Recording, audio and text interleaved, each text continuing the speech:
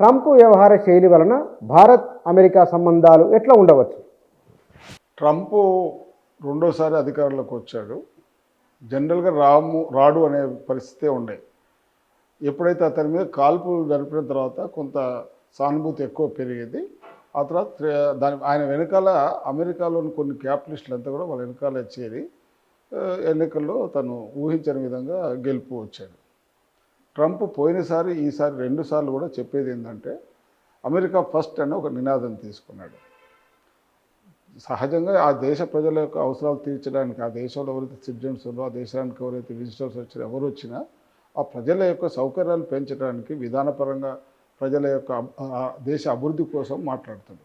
అట్లా కాకుండా రెచ్చగొట్టే పద్ధతులు అతను మాట్లాడి తన అధికారంలోకి వచ్చాడు. ఎన్నికల సందర్భంగానే తను ఇంకా అడ్వాన్స్గా కొన్ని విషయాలు మాట్లాడాడు. ఉదాహరణకు, నేను అధికారంలోకి వస్తే మొత్తం కెనడాని నేను ఆక్రమించుకుంటా, 51 రాష్ట్రంగా నేను ప్రకటిస్తాను. అమెరికా 50 రాష్ట్రాలతో కూడింది. ఇదివరకు నేను అలాస్కా తీసుకున్నా, ఈసారి దాన్ని కూడా తీసుకుంటా, 51కి తీసుకుంటా.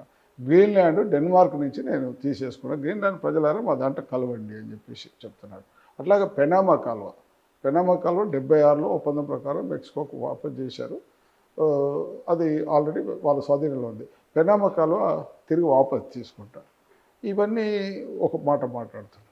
రెండో పక్క ఏం చెప్తున్నాడు, నేను మా దేశానికి చొరబాటుదారులు అందరి కోసం పోయినసారి నేను సగం గోడ కట్టాను, ఈసారి గోడ కాదు ఇంకేమైనా చేస్తానని చెప్పేసి ఒక రకంగా బెదిరింపు పెట్టాడు. అట్లాగే ఇజ్రాయెల్ యుద్ధం జరుగుతుంది, పాలస్తీనా మీద జరుగుతుంది. పాలస్తీనా మీద అన్యాయంగా ఇజ్రాయెల్ యుద్ధం చేస్తూ ఉన్నారు. పాలస్తీనా హక్కులకు భంగం కలిగేస్తారు. ఇవాళ కాదు, 60-70 ఏళ్ళ నుంచి పాలస్తీనాలో తమ భూభాగం కోసం పోరాడుతుంది. మంది భూభాగం కోసం, వాని భూమి కొరకు పోరాడుతుంటే వాడిని అమెరికా వాడు వాళ్ళ వెనకాల ఇజ్రాయెల్కి సపోర్ట్ చేస్తూ ఇప్పటిదాకా యుద్ధం చేసి ఇవాళ లక్షల మంది చనిపోవడానికి కారణమైంది. సుమారు గాజా స్ట్రిప్ కానీ, పాలస్తీనా ప్రాంతంలో కానీ ఇవన్నీ ప్రాంతాలు విధ్వంసం అయిపోయి నీళ్ళు లేకుండా పోయిన పరిస్థితి. మరి ఇప్పటికైనా పాలస్తీనా హక్కుల గురించి మాట్లాడాలి, అవన్నీ పక్కకు పెట్టి పాలస్తీనాలో ఉన్న హమాస్ వాళ్ళు ఇమీడియట్గా లొంగిపోయి వెళ్ళిపోవాలి. అట్లాగే పాలస్తీన్స్ కూడా ఆ ప్రాంతం నుంచి, ఆ భూభాగం నుంచి బయటకు వెళ్ళి ఎక్కడైనా సెటిల్ కావాలని చెప్పి చెప్తా ఉన్నాడు. ఇది ఎంత అహంకారమైన ముచ్చట! ఇవన్నీ ఏంటి అంటే భారతదేశంలో, ప్రపంచంలో తన ఆధిపత్యాన్ని పెంచుకోవడం కోసం, రాజ్యకాంక్ష కోసం ఈయన వ్యవహరిస్తున్న తీరు ఉన్నది. ప్రపంచం మొత్తం కూడా రెచ్చగొట్టే పద్ధతిలో మాట్లాడుతున్నాడు. అట్లాగే యుఎన్ఓలో కూడా తన భిన్నమైన వైఖరి ప్రకటించారు. ఇదివరకు అమెరికా నుంచి విదేశాలకు ఇచ్చే ఎయిడ్ అవుతుందో ఇచ్చే ఎయిడ్ కూడా బంద్ చేశారు. ఉదాహరణకు మన ఇండియాలో కూడా ఇక్కడ థర్డ్ వాళ్ళకు సౌకర్యాలు కొన్ని వచ్చేది, అది కూడా ఆపేస్తామని చెప్పారు, బంద్ చేశారు. అట్లాగే విదేశాల నుంచి వచ్చే దిగుమతులు ఏవైతే ఉన్నాయో దిగుమతుల మీద ఆంక్షలు విధించి వాళ్ళందరినీ నేను లొంగ తీసుకుంటా అని చెప్పి చెప్తా ఉన్నాడు.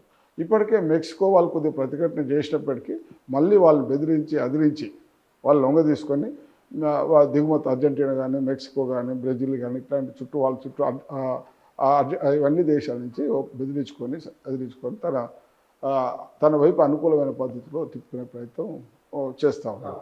ఇది ఒక బాగా జరుగుతుంది. అట్లాగే అమెరికా కాంక్ష ఏమిటి? ఇవాళ కాదు, రిపబ్లికన్ పార్టీలు ఇదివరకు ఇంత ఓపెన్గా కాంక్ష లేదు.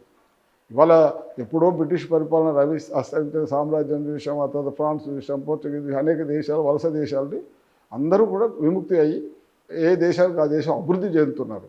ఇక ప్రపంచంలో శాంతి కావాలి, అసలు ప్రపంచ శాంతి కోసం ఉపయోగపడే పద్ధతులు కాకుండా ఇప్పటికే వాళ్ళు యూరోప్లో కానీ, గల్ఫ్లో కానీ అనేక సమస్యలు తీసుకొచ్చి పెట్టారు. మనం చూస్తాం, గల్ఫ్లో ఇరాక్ను నాశనం చేశారు, ఇరాన్ చేశారు, ఈజిప్ట్ను చేశాడు.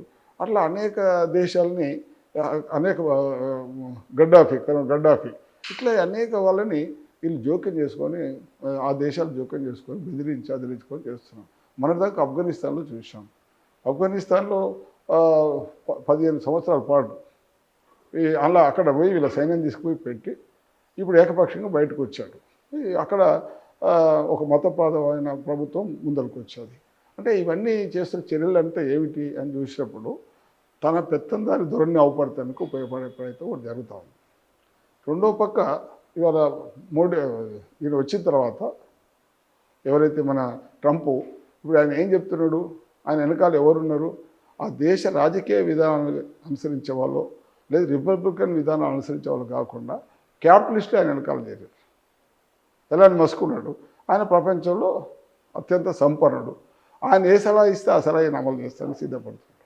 అంటే రాజకీయ విధానం కాదు, వాళ్ళ వ్యాపారానికి ఉపయోగపడే పద్ధతిలో చేసే పద్ధతిలో మస్కు చెప్పింది వింటాం. అందుకే ఇక్కడ మనం ఇవాళ పత్రికల్లో వచ్చిన వార్తలు చూస్తే కనుక అమెరికా ఉత్పత్తులపైన సుంకాల తగ్గింపు అంటే ట్రంప్ ఏం చెప్పిండో ఆయన డిమాండ్కు మనం అనుగుణంగా ఉన్నట్లయితే కనుక ఇది రొటీన్గా జరిగేదేనా?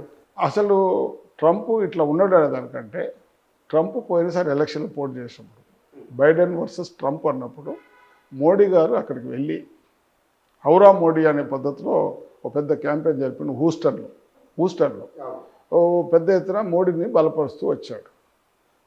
మోడీ గారు ఆ దేశంలోని ప్రభుత్వాలని ఆ దేశంలోని పార్టీలు మార్చడానికి కోసం చేసే ప్రయత్నం ఏదైతుందో ఇది చాలా తప్పు వైఖరి. అదే మన దేశం కూడా వచ్చి అంగీకరిస్తాము. ఈయన చేసింది ఏంటి అంటే ఈయనకు స్నేహంగా ఉన్నాడు. ఈయన స్నేహభావం పెంచుకోవడం కోసం వీళ్ళ ప్రయోజనం అంటే రాజకీయ ప్రయోజనం వీళ్ళకు, అట్లాగే రాజకీయ ప్రయోజనం ఆయన కలగటం కోసం మోడీ పోయినసారి చేశాడు. ఇప్పుడు మోడీ ఆయన గెలవగానే మోడీ గారు ఏం చెప్పాడు, మోడీ నా మిత్రుడు అని చెప్పాడు. మిత్రుడు అంటే ఏంది, ఈయనను ఏదో ఒక పద్ధతిలో మన దేశానికి నష్టం చేసి తన ప్రయోజనం పొందడం కోసం మిత్రుడు అంటున్నాడు. ఏమిటి ఆయన మనకు ప్రయోజనం చేసేది అయితే ఇవాళ డిపోర్టేషన్ చేయకూడదు. మన ఇండియన్ పిల్లలు ఎవరైతే అక్కడ చదువుకోవడానికి పోతున్నారో, H1 పోతున్నారో, లేదు మైగ్రెంట్స్ ఉన్నారో వాళ్ళ హక్కులు కాపాడాలి. అది చేస్తే మోడీ ఈయన స్నేహం అంటే మనం కూడా నమ్మవచ్చు. కానీ మోడీ అదివరకు ట్రంప్ ఉన్నప్పుడు ఏం చేశారు, ఆయన మధ్య సైనిక ఒప్పందం చేసుకుని కొన్ని లాలుచి వ్యవహారాలు చేశారు. ఇవన్నీ భిన్నమైన వైఖరులన్నీ వాళ్ళు తీసుకున్నారు.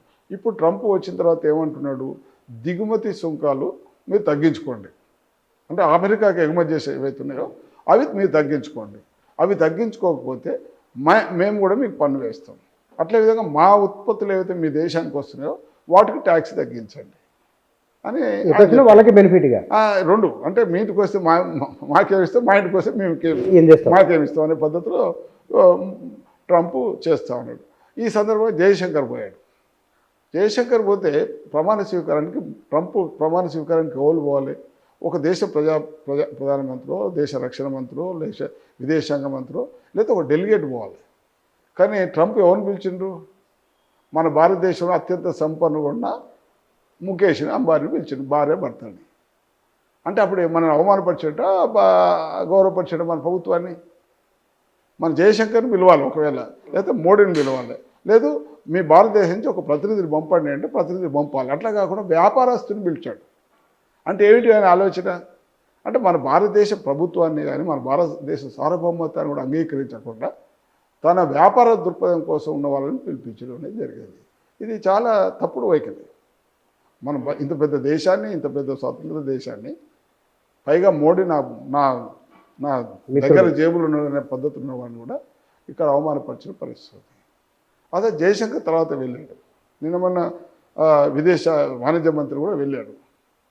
వీళ్ళందరూ వెళ్ళారు. కానీ ఎవరు వెళ్ళినా ఆయన నా మాట వినాలి తప్ప మీ మాట నేను వినను అంటున్నాను.